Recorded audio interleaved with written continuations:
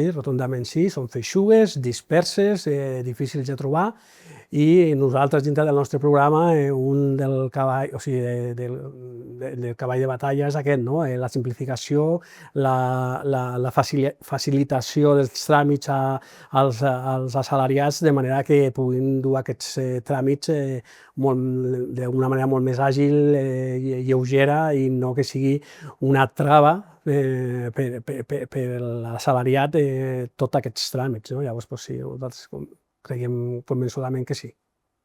Crec que s'ha fet avenços importants els darrers anys, especialment en la digitalització i en l'accessibilitat.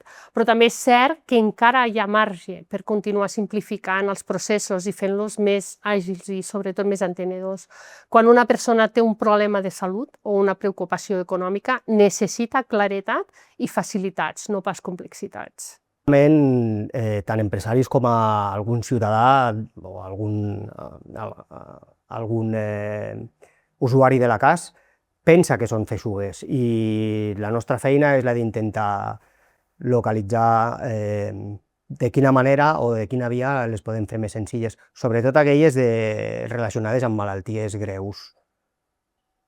Evidentment, evidentment. A més, en un món que s'està digitalitzant cada vegada més, trobem molta gent que no té aquesta capacitat, o aquestes eines, i llavors, és cert que hem d'evolucionar i s'ha de promoure una digitalització perquè així ens permet treballar amb les dades molt millor, però hem de continuar col·laborant amb l'afiliat per ajudar-lo i aconsellar-lo. Des d'aquí vull donar les gràcies al Consell d'Administració que hi ha en aquests moments, perquè realment s'ha agilitzat amb el tema digitalització. Però no hem de perdre de vista que hi ha molta gent que no saben com fer-ho a nivell damunt l'ordinador o amb un mòbil, sobretot la gent gran, i no gent tan gran. Llavors, jo també defensaré, dins del possible, que es faci paral·lelament, és a dir, que també hi hagi una atenció als despatxos. Jo crec que han d'haver-hi mètodes de fer-lo més ràpid i més eficients.